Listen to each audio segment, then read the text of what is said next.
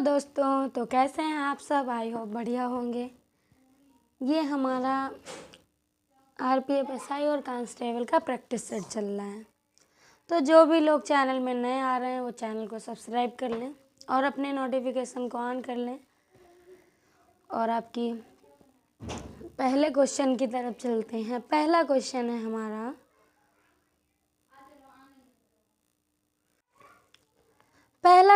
हमारा, शिव कुमार शर्मा का नाम किस वाद्य यंत्र से जुड़ा था?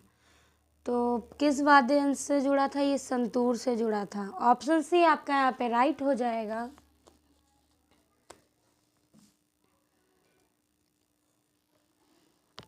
और ये शिव कुमार शर्मा जी हैं जो आपके ये जम्मू और कश्मीर केंद्र शासित प्रदेश के एक भारतीय संतूर वादक थे। ठीक है। पंडित शिव कुमार शर्मा को आपका 1986 में संगीत नाटक अकेडमी द्वारा और 1991 में पद्मश्री और 2001 में पद्म भूषण से सम्मानित किया गया था। ठीक है। और ये जो संतूर वादक है ये जम्मू कश्मीर का एक पारंपरिक वाद्य यंत्र है। ठीक है। तो अब नेक्स्ट क्वेश्चन की तरफ चलेंगे। नेक्स्ट क्वेश्चन है हमारा, 2011 की जनगणना के अनुसार 2011 की जनगणना के अनुसार भारत का लिंगानुपात पूछा गया आपसे कि भारत का लिंगानुपात लगभग क्या था। तो 2011 की जनगणना के अनुसार हमारा 1000 पुरुषों में आपकी 940 महिलाएं थी। ठीक है। तो कौन सा ऑप्शन हमारा इस हिसाब से राइट हो जाएगा? ऑप्शन ए हमारा राइट हो जाएगा। और 2011 के अनुसार भारत में लिंगानुपात आपका 943 था। ठीक है।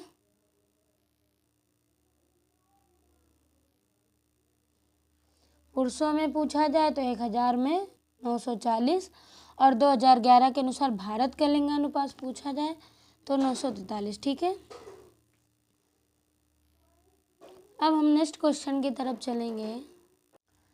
नेक्स्ट क्वेश्चन है हमारा, अप्रैल 2024 तक उपलब्ध जानकारी के अनुसार भारत की निम्नलिखित में से कौन सी ट्रेन सबसे तेज ट्रायल रन के अनुसार चलती है? तो ये आपकी वंदे भारत ट्रेन है। ठीक है। वंदे भारत ट्रेन है। ऑप्शन सी आपका राइट हो जाएगा। और इसकी जो स्पीड है 180 किलोमीटर घंटा है। ठीक है। और ये भारत की आपकी पहली सेमी हाई स्पीड ट्रेन है। पहली हाई स्पीड ट्रेन है। ठीक है।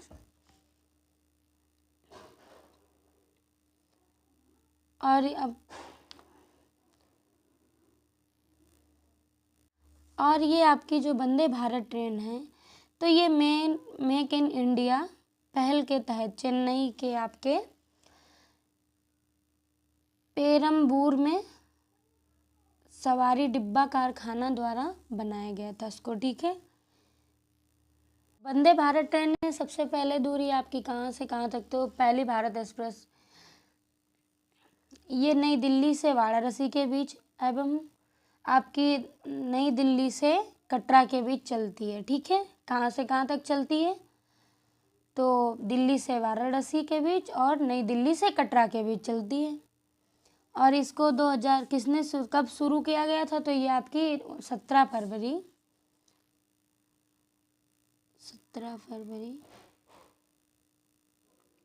2019 को किया गया था। एक सेकेंड। 2019 को वाणिज्य संचालन शुरू किया गया था। ठीक है। तो अब नेक्स्ट क्वेश्चन की तरफ चलते हैं। नेक्स्ट क्वेश्चन हमारा, सरकार द्वारा ... से लड़ने के लिए अंत्योदय योजना शुरू की गई। तो ये आपकी कब शुरू की गई थी?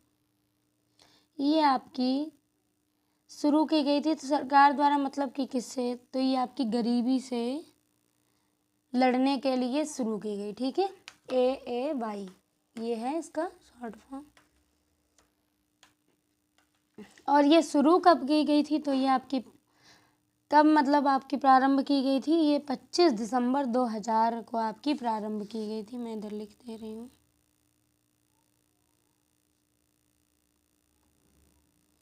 2000 को प्रारंभ की गई थी। ठीक है, ये योजना कोई हमारी नई नहीं है, मतलब कि ये आपकी सिर्फ जो है, अगर सीधी भाषा में देखा जाए तो ये राशन की बात कर रहा है, जो हमारा राशन हर महीने वितरण होता है, ये उसकी बात कर रहा है। ठीक है, तो आप याद रखिएगा, ये क्वेश्चन आपको ऐसे पूछा गया।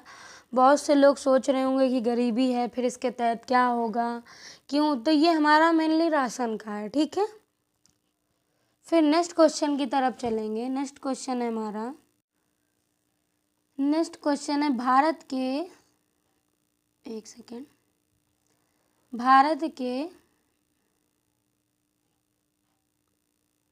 के किस बौद्ध स्थल पर गौतम बुद्ध ने सबसे पहले धर्म प्रचार किया था? तो सबसे पहले प्रचार कहाँ पे उन्होंने किया था? ये आपका सारनाथ में किया था उन्होंने। ठीक है, जिसने भी गौतम बुद्ध से रिलेटेड या जैन धर्म या बौद्ध धर्म से रिलेटेड नहीं पढ़ा है, वो मेरे चैनल में जाके, आपका अपना चैनल है इट्स बेसिक क्लासेस, उसमें जाके पढ़ सकता है। मैंने बिल्कुल बेसिक से कराया हुआ है। यहाँ पे मैं जो भी कराऊंगी वो सारा कुछ बेसिक से होगा, ये नहीं कि वन लाइनर करा के छोड़ देना है। ठीक है, तो ये आप उन्होंने अपना जो प्रचार प्रसार किया था सबसे पहले, तो ये आपका सारनाथ में उन्होंने किया था। ठीक है, और महात्मा बुद्ध ने सारनाथ में अपना प्रथम उपदेश किसको दिया था? तो ऋषि पंतम। ठीक है, महात्मा बुद्ध ने सारनाथ में ऋषि पंतम में अपना पहला उपदेश दिया था। ठीक है, जिसे बौद्ध ग्रंथों में क्या कहा गया? आपका धर्म चक्र प्रवर्तन कहा गया था। हमसे यदि पूछा जाए कि बौद्ध ने सर्वाधिक उपदेश आपके कहाँ दिए हैं, उन्होंने सर्वाधिक कहाँ पे दिए हैं, तो आप क्या बताएंगे? तो ये आपके कौशल महाजनपद की राजधानी थी श्रावस्ती में ही सर्वाधिक उपदेश उन्होंने दिए हैं। ठीक है, और गौतम बुद्ध को ज्ञान की कब प्राप्ति हुई थी? तो ये 35 वर्ष की अवस्था में बैसाख पूर्णिमा के दिन। ठीक है, बैसाख पूर्णिमा की रात निरंजना फाल्गु नदी के किनारे पीपल वृक्ष के नीचे संबोधित प्राप्त हुआ था। ठीक है, जिसको बोलते थे संबोधि, लेकिन ये ज्ञान भी है एक तरह से। और इनकी मृत्यु कहाँ हो गई थी, यानी कि इनका महापरिनिर्वाण कहाँ हो गया था? तो ये कुशीनगर देवरिया उत्तर प्रदेश में इनका हो गया था। और कितनी वर्ष की आयु में होता? तो ये इनकी जो आयु थी वो 80 वर्ष की अवस्था में। और कब हुआ था?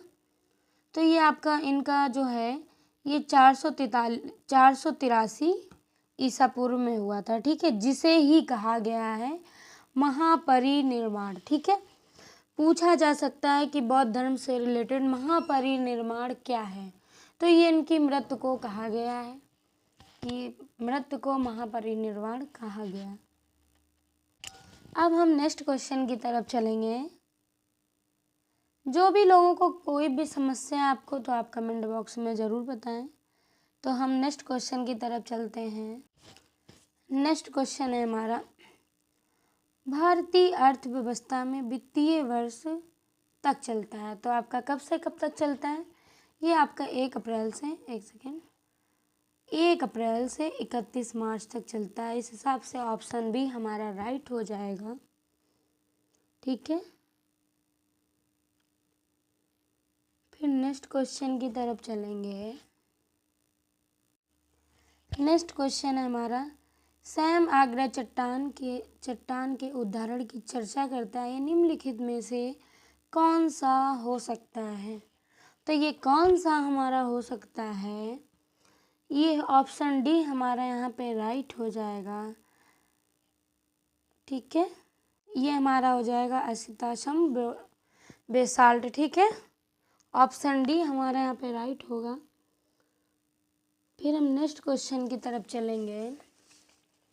नेक्स्ट क्वेश्चन और हमारा बहुत इम्पोर्टेंट ही है, आपका कई बार पूछा गया है आपका ये क्वेश्चन।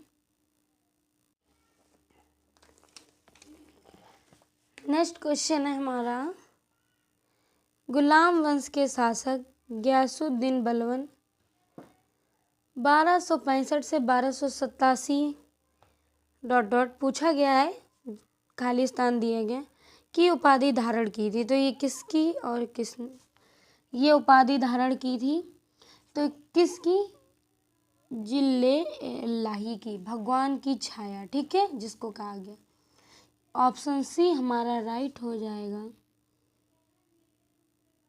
और जो बलबन था हमारा, ये सुल्तान पृथ्वी पर ईश्वर का प्रतिनिधित्व एवं खुदाई, ठीक है।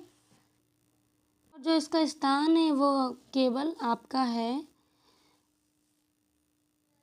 पैगंबर के पश्चात है, ठीक है।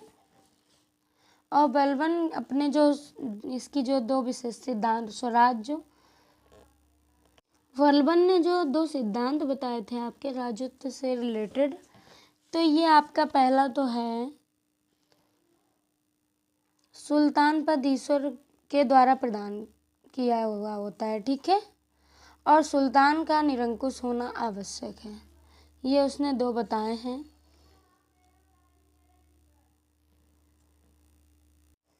अब हम नेक्स्ट क्वेश्चन की तरफ चलेंगे।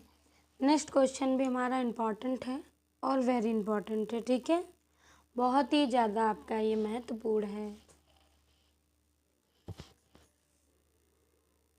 क्वेश्चन हमारा कहता है व्यपगत के सिद्धांत का प्रतिपादन, एक सेकेंड, व्यपगत के सिद्धांत का प्रतिपादन निम्न में से किसके द्वारा किया जाता है। तो ये हमारा किसके द्वारा किया जाता है, यानी कि व्यपगत नीति हमारी किसने अपनाई थी, तो ये आपकी लॉर्ड डलहौजी ने अपनाई थी, ठीक है। ऑप्शन सी हमारा राइट हो जाएगा। और इसके तहत सबसे पहले किसको लूटा था, 1848 में इन्होंने पहले सतारा को लूटा था, ठीक है। जैतपुर को इन्होंने लूटा था आपका 1849 में, संबलपुर को भी 1849 में, बाघाट को 1850 में, और उदयपुर को उन्होंने 1852 में लूटा था, ठीक है। फिर झांसी को 1853 में लूटा था इन्होंने, और नागपुर को 1854 में लूटा था, और करौली का विलय जब इन्होंने किया था तो 1855 में, ठीक है, अपने अधीन कर लिया था। ब्रिटिश भारत क्षेत्र का जो अपने अधीन इन्होंने कर लिया था।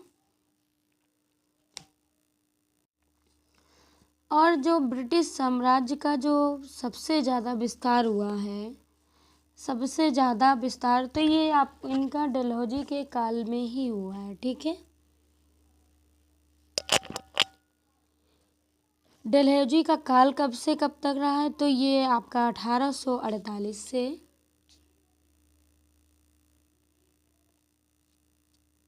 1856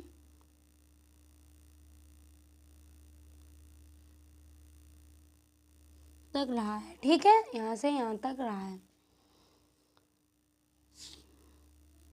जो आपकी रेल लाइन हुई थी, तो ये आपकी डलहौजी के काल में हुई थी। इनसे रिलेटेड एक इम्पॉर्टेंट पॉइंट मुझे याद आ गया, तो ये जो रेल लाइन का आपका निर्माण हुआ था, ये डलहौजी के काल में ही पहली बार रेल लाइन का निर्माण हुआ था। और कब से कब तक हुआ था, तो ये 1853 में किया गया था, और आपका बॉम्बे से ठाणे तक चली थी, ठीक है। तो अब हम नेक्स्ट क्वेश्चन की तरफ चलेंगे।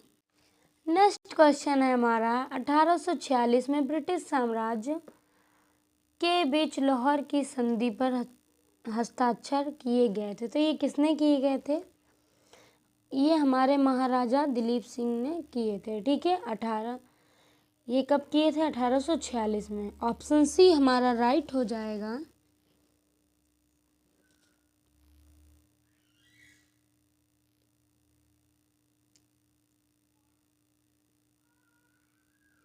फिर हमारा नेक्स्ट क्वेश्चन है हमारा यहाँ पे, एक सेकेंड, निम्नलिखित में से कौन सी भारतीय रेगिस्तान की एकमात्र बड़ी नदी है?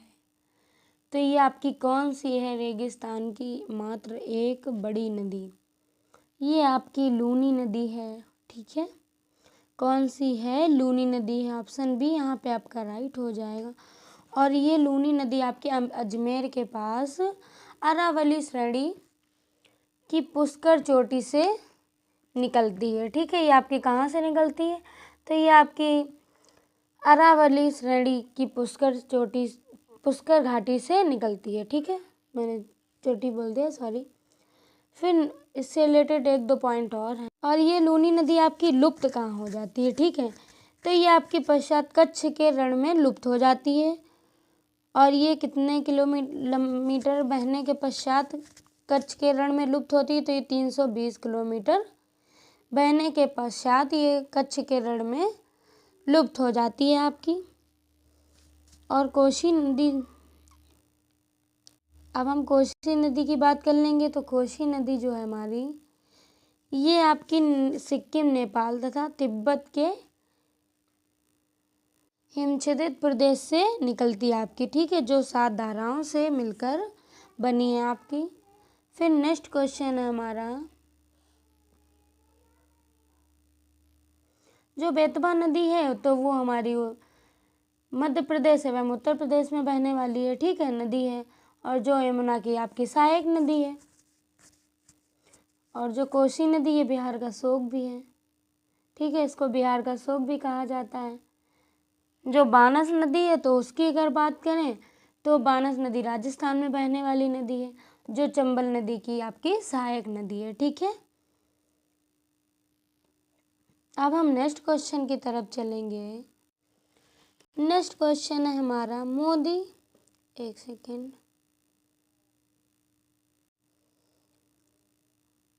मोदी गवर्नमेंट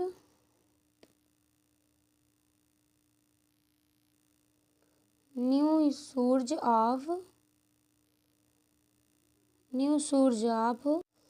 कम्युनलिज्म पुस्तक के लेखक कौन है? तो ये कौन है हमारे? तो ये हमारे हो जाएंगे, ये हमारे हैं ऑप्शन बी, सीताराम येचूरी। ठीक है, ये इस पुस्तक के लेखक हैं। और इन्होंने जी, ये आपके सीताराम जी येचूरी हैं। तो ये एक भारतीय राजनीतिक और भारतीय कम्युनिस्ट पार्टी के वरिष्ठ नेता भी हैं आपके। ठीक है, ये इनसे रिलेटेड इम्पॉर्टेंट पॉइंट है। फिर हमारा नेक्स्ट क्वेश्चन है, उड़ीसी शास्त्रीय नृत्य शैली मूल रूप से किस राज्य से संबंधित है? तो ये आपका किस राज्य से संबंधित है? ठीक है, तो ये आपका उड़ीसा से है। ठीक है, उड़ीसा से है। ऑप्शन ए हमारे यहाँ पे राइट हो जाएगा।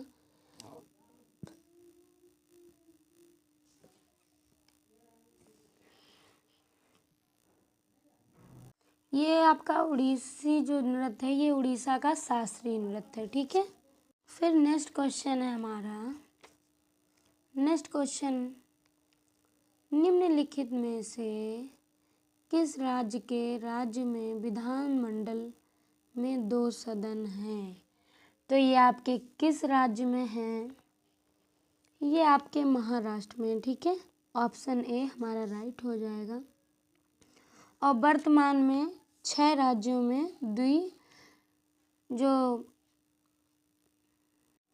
ये आपके 6 राज्यों में द्विसदनीय प्रणाली है। वे कौन कौन से राज्य हैं? तो पहला हमारा है आंध्र प्रदेश। ठीक है, दूसरा हमारा है जिसमें हम रहते हैं वो उत्तर प्रदेश, तीसरा है बिहार, चौथा आपका महाराष्ट्र हो जाएगा, और 5वां आपका कर्नाटक हो जाएगा, और छठा हमारा हो जाएगा तेलंगाना। ठीक है, तो अब हम नेक्स्ट क्वेश्चन की तरफ चलते हैं। नेक्स्ट क्वेश्चन है हमारा, ये हमारा नेक्स्ट और लास्ट क्वेश्चन है, मार्च 2022 में 22 तक उपलब्ध जानकारी के अनुसार भारतीय संविधान में भारतीय नागरिकों के लिए कितने मौलिक अधिकार हैं? 2022 तक। ठीक है, पूछा क्या गया है हमसे, तो 2022 तक हमारे मौलिक अधिकार हैं जो मौलिक कर्तव्य हैं, मैंने अधिकार बोल दिए, तो ये हमारे 11 हैं। ठीक है, ऑप्शन डी यहाँ पे हमारा राइट हो जाएगा। और ये हमारे किस अनुच्छेद के तहत वर्णित है, तो ये आपका अनुच्छेद 51 के तहत। ठीक है, 51 का के तहत है। ये हमारे 51 का में इनका उल्लेख किया गया है। और जो ये आपके मूल अधिकार हैं, तो ये मौलिक कर्तव्य हैं जो, तो ये आपके कहाँ से लिए गए, ये रूस से लिए गए। ठीक है, रूस के संविधान से। और जो हमारे मौलिक कर्तव्य हैं तो ये किस समिति के तहत आपके मूल कर्तव्य जोड़े गए थे, तो ये आपकी स्वर्ण सिंह समिति थी। ठीक है, और 42वां संविधान संशोधन था।